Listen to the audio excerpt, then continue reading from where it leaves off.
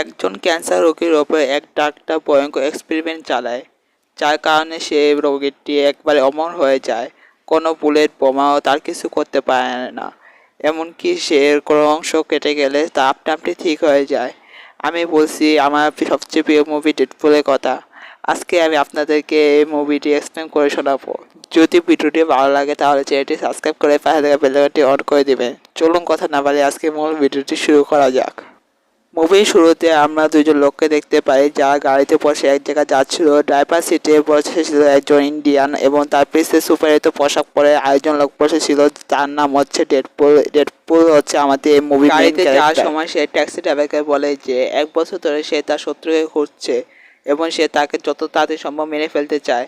তখন taxi driver তাকে বলে যে তুমি এত কষ্ট করে তাকে খুঁজছো কেন? ডেডপুল বলে যে ওর কারণে আমার পুরো জীবনটা নষ্ট হয়ে গিয়েছে। সে আমার উপর এক্সপেরিমেন্ট করে আমার চেহারাটাকে পুরো নষ্ট করে দিয়েছে। কথা বলে ডেডপুল তার মাস্ক খুলে সে ড্রাইভারকে দেখায়। তাই আমি তার উপর পুরো প্রতিশোধ নিতে চাই। আমি খোঁজ পেয়েছি যে তারা আজকে এই রাস্তা দিয়ে যাবে, এজন্য তাকে মারার জন্য আমি এদিকে সমস্ত অস্ত্র নিয়ে এসেছি। কথা বলার পর সে যখন পিছে তাকায় সে দেখে যে সে কোনো অস্ত্র আনে। তারপর ডেডপুল ভাবে সে এখন কি করবে।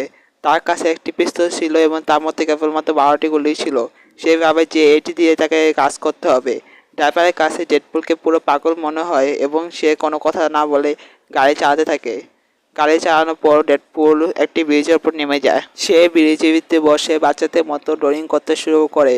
এই ড্রয়িং কোনো সাধারণ ড্রয়িং ছিল না। এই ড্রয়িংয়ের মাধ্যমে সে প্ল্যান করতে থাকে কীভাবে সে শত্রুদেরকে মারবে। এটা প্ল্যানিং করার পর সে দেখতে পায় যে সামনে থেকে শত্রুদের গাড়ি এখানে আসছিল। এটা থেকে সে আবার ব্রিজের ওপর থেকে লাফ দিয়ে সম্পূর্ণ শত্রুদের গাড়ির ওপর গিয়ে পড়ে। এই গাড়ির মধ্যে ফ্রান্সিস নামে একটি লোক ছিল এবং এই ফ্রান্সিসই হচ্ছে ডেডপুলের শত্রু। ডেডপুল যখন ফ্রান্সিসের গাড়ির ওপর হামলা করে তখন এই ভিডিও পুরো টিভিতে লাইভ চলছিল এবং এই ভিডিওটি স্টিল শরীরে একজন দানব দেখছিল এবং সে বলে যে এটা কোন সুপার হিরো তার শক্তির অপব্যবহার করছে। তখন সে একটি মেয়েকে নিয়ে যা একটি প্লেনে উঠে ডেডপুলের সঙ্গে দেখা করতে চলে যায়। এদিকে ডেডপুল মারামারি করতে করতে তার অতীত জীবনের কথা মনে করে এবং আমরা দেখতে পাই যে অতীতে ডেডপুল একজন সাধারণ মানুষ ছিল এবং তার নাম ছিল ওয়েট। সে একদিন একটি বাড়ি যায় এবং সেখানে তার বন্ধু কাজ করছিল। তখনই তার কাছে একটি মেয়ে আসে এবং সে তার সঙ্গে কথা বলতে শুরু করে। কথা বলতে বলতে তাদের দুজনের মধ্যে প্রেম শুরু হয়ে যায় এবং এই মেয়েটির নাম হচ্ছে ভ্যালেসা এবং সে বাড়ির ভিতরে একজন ডান্সার হিসেবে কাজ করে। প্রেম করতে করতে তাদের দুজনের মধ্যে 1 বছর সময় কেটে যায় এবং তার একদিন ডেডপুল অজ্ঞান হয়ে পড়ে যায়। যখন সে ডাক্তারের কাছে যায় তখন ডাক্তার তাকে বলে যে তার ব্রেন এবং কিডনির মধ্যে ক্যান্সার হয়েছে। এ কথা শুনে পর তারা দুজনে খুব চিন্তিত হয়ে পড়ে। এরপরে আমাদেরকে বর্তমান সবাই দেখানো হয় যেখানে ডেডপুল এক এক করে ফ্রান্সিসের লোককে মেরে ফেলছিল এবং সে দেখতে যায় ফ্রান্সিস সেখান থেকে পালানো শুরু করে, কিন্তু সে তার চাকুটি ফ্রান্সিসের বাইকে ফেলে মেরে এই কারণে ফ্রান্সিসের অ্যাক্সিডেন্ট হয়ে যায়। তখন সে ফ্রান্সিসের সামনে গিয়ে তাকে উঠে বলে যে তুই তো সে যার কারণে আমার এই অবস্থা হয়েছে। তখন ডেডপুল তার মুখে মাস্কটি উঠিয়ে তাকে দেখায় এবং ফ্রান্সিস বলে যে আমি তোমাকে চিনতে পেরেছি এবং আমি জানি যে তোমার এই কারণে আমাকে মারার চেষ্টা করছো। তখনই সেখানে স্টিলম্যান চলে আসে। সে এসে ডেডপুলকে ছুঁড়ে ফেলে দেয় এবং আমরা দেখতে পাই যে আমার কথাগুলো ফ্ল্যাশব্যাকে চলে যায় এবং ভ্যালেন্সাও তাকে বলে যে আমি তোমাকে কোনোদিন ছাড়বো না এবং আমরা দুজন মিলে চিকিৎসার ব্যবস্থা করবো। তখন ডেডপুল বলে যে তুমি তোমার মতন থাকো, আমি দেখতে চাই না যে তোমার মনে এত কষ্ট। এই কথা বলে সে সেখান থেকে চলে যায় এবং সে তার বন্ধু সে বাড়ি গিয়ে পৌঁছায়। সেখানে তার বন্ধু তাকে বলে যে তোমার জন্য অনেকক্ষণ ধরে একটি লোক অপেক্ষা করছে। তখন ডেডপুল সে লোকটির কাছে যায় এবং সে লোকটি তাকে বলে যে আমি জানি তোমার কি সমস্যা এবং আমি তোমাকে সুস্থ করে দিতে পারি এবং তোমার তার সঙ্গে অনেক ধরনের সুপার পাওয়ার দিতে পারি। তখন ডেডপুল বলে যে আমার সুপার পাওয়ার লাগবে না, আমি কেবলমাত্র সুস্থ হতে চাই। কথা বলে সে সেখান থেকে বের হয়ে যায়। এরপর গল্প বর্তমান সময়ে ফিরে আসে এবং আমরা দেখতে পাই যে স্টিভেন ডেডপুলকে বলে এই তোমার কি সমস্যা, তুমি তোমার সুপার পাওয়ার এভাবে খরচ করছো কেন? তখন ডেডপুল সেই স্টিভেনকে বলে যে আমি তোমার কাছে শিখবো না যে কীভাবে আমার পাওয়ার ব্যবহার করব, ভালো কাজে না খারাপ কাজে। কথা বলতে বলতে ততক্ষণে ফ্রান্সিস সেখান থেকে চলে যায়। তাই ডেডপুল স্টিফেনকে মারতে শুরু করে যে তার কারণে ফ্রান্সিস সেখান থেকে চলে গিয়েছে এবং সে দেখতে পায় যে যতবার সে স্টিফেনকে মারছিল সে নিজে আহত হচ্ছিল। স্টিফেন তাকে বলে যে তুমি বকার মধ্যে কাজ করছো, তুমি আমাকে কিছু করতে পারবে না, আমি তোমার থেকে বেশি দূরে পড়। কথা বলার পর স্টিফেন ডেডপুলকে একটি রশির সঙ্গে বেঁধে সেখান থেকে নিতে যাওয়া শুরু করে। ডেডপুল তখন তা আটকে ব্রিজ থেকে লাফ মেরে দেয় এবং ডেডপুল কেন তা আটকাচ্ছিল তা আমরা একটু পরে জানতে পারবো। সে ব্রিজ থেকে লাফ মারার পর একটি ময়লা গাড়িতে পড়ে এবং আবার আমরা দেখতে পাই যে গল্প আবার ফ্ল্যাশব্যাকে চলে যায় এবং সেখানে দেখা যায় যে ডেডপুল একটি ল্যাবের ভিতরে শুয়েছিল।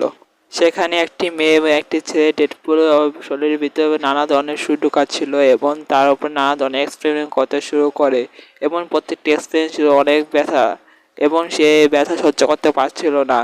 একসময় তাকে কারেন্টের শক দেওয়া হতো এবং মাঝে মাঝে তাকে বরফের ভিতরে শুয়ে রাখা হতো, আবার মাঝে মাঝে তাকে অনেক ধরনের মারধর করা হতো, যার কারণে সে একসময় সুপার পাওয়ার পাবে আশা তাকে এ সমস্ত কাজ করা হচ্ছে। কিন্তু ডেডপুল কোনো সুপার পাওয়ার পায় না, এর কারণে সে রাগটা অনেক নিরাশ হয়ে তাকে একটি বেডে শুয়ে রাখে এবং সে দেখতে পায় যে তার সঙ্গে আরেকটি লোক ছিল এবং সে লোকটির ওপর ডেডপুলের মতো নানা ধরনের এক্সপেরিমেন্ট করা হচ্ছিল এবং সে লোকটি তাকে বলে যে যে ডাক্তার তাকে চিকিৎসা করছে তার নাম হচ্ছে ফ্রান্সিস। এরপর আমরা বুঝতে পারি ডেডপুল এই জন্য ফ্রান্সিসের ওপর রেগেছিল।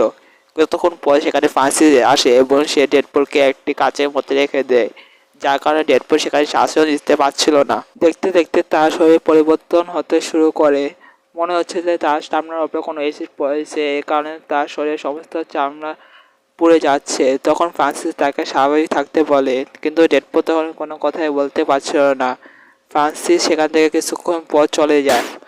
সেখানে ডেডপুল একটি ম্যাচের কাঠি বের করে এবং তার সাহায্যে আগুন জ্বালিয়ে পুরো ল্যাবটির মধ্যে ব্লাস্ট করে দেয় এবং ব্লাস্ট করার পর ডেডপুল সেখান থেকে বের হয়ে আসে এবং এসে সে ফ্রান্সিসের ওপর হামলা করে দেয়।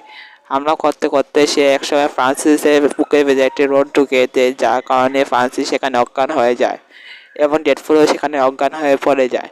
অজ্ঞান থেকে ওঠার পর দেখা যায় যে ডেডপুলের সামনে পুরো পুড়ে ছাই হয়ে গেছে, কিন্তু ডেডপুলের কিছুই হয় নাই, কারণ ডেডপুলের কাছে এখন সুপার হিরোদের মতো সুপার পাওয়ার এসে গেছে এবং তার কাছে রয়েছে সুপার হিরোদের মতন হিলিং ফ্যাক্টর এবং তার হিলিং ফ্যাক্টরের কারণে সে কখনো মরবে না। এরপর ডেডপুল বাড়ি থাকা সে তার বন্ধুর কাছে আসে এবং তার বন্ধু বলে যে তোমার এই অবস্থা কিভাবে হয়েছে। ডেডপুল বলে যে একজন ডাক্তার আমার এই অবস্থা করেছে।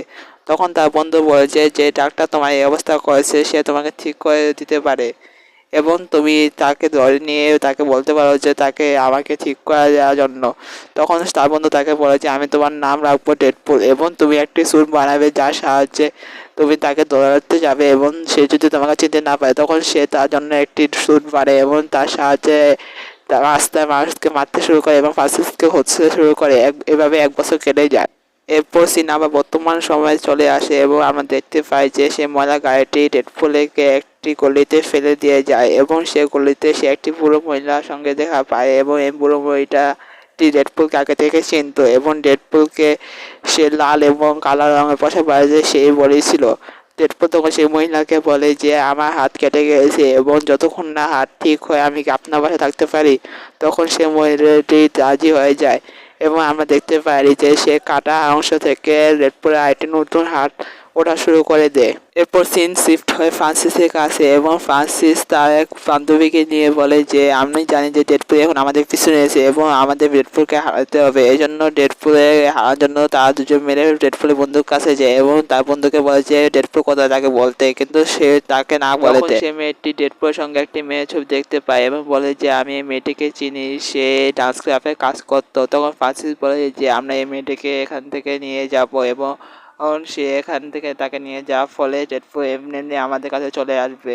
একথা বলে সে সেখান থেকে চলে যায়। তখন ডেডপুল বন্ধু ডেডপুলকে ফোন করে এবং ডেডপুলকে বলে যে ফ্রান্সিস তার বান্ধবীকে ধরে নিতে চায়। একথা শুনে তো ডেডপুল পুরো রেগে যায় এবং সে তার বান্ধবীকে খোঁজার জন্য যা বান্ধবী যে সমস্ত ক্লাবে কাজ করে সেখানে ঘুরে ঘুরে দেখতে শুরু করে এবং বলতে শুরু করে যে তোমরা কি জানো আমার বান্ধবী কোথায় গিয়েছে, এবং তারা বলে যে আমরা জানি না। একথা শোনার পর সে অনেক চিন্তিত হয়ে পড়ে এবং তার অতীতের কথা মনে আসতে থাকে। কিন্তু ততক্ষণে ফ্রান্সিস তার বান্ধবীকে ধরে সেখান থেকে নিয়ে যায় এবং কতক্ষণ পর ডেডপুলের ফোনে একটি মেসেজ আসে এবং সেখানে লেখা ছিল যে তুমি যদি তোমার বান্ধবী খুঁজতে চাও আমি যে লোকেশন দিয়েছি তুমি সেখানে চলে আসো। এই মেসেজ পড়ার পর ডেডপুল তার বাসায় গিয়ে তার স্যুট পরে এবং তার অস্ত্রশস্ত্র রেডি করতে শুরু করে। হাতিয়ার গোছানোর পর সে স্টেম্যান এবং সে মেয়েটিকে তার সঙ্গে নিয়ে ফ্রান্সিসের আড্ডায় হেসে হাসিল হয় এবং সে আড্ডায় আসার পর ফ্রান্সিসের লোকেরা তাদের অবগুলি করার জন্য প্রস্তুত হয় এবং উপরে আমরা ফ্রান্সিস এবং তার বান্ধবীকেও দেখতে পাই এবং ডেডপুলের বান্ধবীও সেখানে ছিল এবং ফ্রান্সিসের লোকেরা তার উপর গুলি করা শুরু করে এবং ডেডপুল সেখানে এক এক করে ফ্রান্সিসের লোকদের মারা শুরু করে। তখন ফ্রান্সিস তার বান্ধবীকে পাঠিয়ে দেয় নিচে। তখন স্টিলম্যানের লোকে থাকা একটি মেয়ে তার উপর হামলা শুরু করে এবং তাতে দুজনের মধ্যে মারামারি শুরু হয়ে যায়। তখন সেখানে স্টিলম্যান এসে ফ্রান্সিসের সে গার্লফ্রেন্ডকে আটকাতে শুরু করে। এই সুযোগে ডেডপুল ফ্রান্সিসের কাছে চলে এসে এবং ফ্রান্সিসকে আটকানোর চেষ্টা করা শুরু করে, কিন্তু ততক্ষণে ডেডপুল দেখতে পারে যে ফ্রান্সিস তার থেকে অনেক বেশি শক্তিশালী এবং নিচে দেখা যায় যে স্টিলম্যান অনেক বড় বিপদে ছিল। এ কারণে স্টিফানের সহযোগে এখানে তার পুরো শক্তি ব্যবহার করে এবং তার সাহায্যে একটি ব্লাস্ট ঘটায়। এই ব্লাস্ট ঘটানোর ফলে সমস্ত জমিন হিলতে শুরু করে, যার কারণে ফ্রান্সিসে সহ ডেডপুলের গার্লফ্রেন্ডও সেখান থেকে পড়তে শুরু করে। ফ্রান্সিস নিচে পড়ার পর যখন ডেডপুলের গার্লফ্রেন্ড পড়ার চেষ্টা করছিল তখন ডেডপুল এসে তাকে বাঁচিয়ে নেয় এবং আমরা দেখতে পাই যে ফ্রান্সিস তখন আবার ডেডপুলের উপরে হামলা করে, কিন্তু ফ্রান্সিস ডেডপুলের কিছুই করতে পারছিল না, কারণ ডেডপুলের কাছে হিলিং ফ্যাক্টর ছিল। যে যতবার ডেডপুলকে আহত করছিল ডেডপুল ততবার হিল হয়ে যাচ্ছিল এবং ফ্রান্সিস আস্তে আস্তে আহত হয়ে পড়ে এবং এক সময় দেখা যায় যে ফ্রান্সিসের অবস্থা একেবারে খারাপ হয়ে যায়। তখন ফ্রান্সিসকে মারার জন্য ডেডপুল তার গলা একবারে মুড়ে ফেলে, যার কারণে ফ্রান্সিস তখনই সেখানে মারা যায়। ডেডপুলের গার্লফ্রেন্ড এসে তাকে বলে যে তুমি কেন আমার সঙ্গে এতদিন দেখা করতে আসো নাই এবং আমি তোমার সঙ্গে সবসময় কথা বলার চেষ্টা করেছি এবং তুমি কেন আমার ফোন তোলো নেই। তখন ডেডপুল বলে যে তুমি আমার মুখে মাস্ক খুলে দেখে নাও এবং তখন বুঝবে যে আমি কেন তোমার সঙ্গে দেখা করিনি। তখন সে তার মাস্ক খোলার পর তার মুখের ভিতরে আরেকটি মাস্ক দেখতে পায় যা আগে ডেডপুলের ছবি ছিল। তারপর সে ছবিটিকে খুলে দেখে যে ডেডপুলের মুখ একেবারে নষ্ট হয়ে গিয়েছে।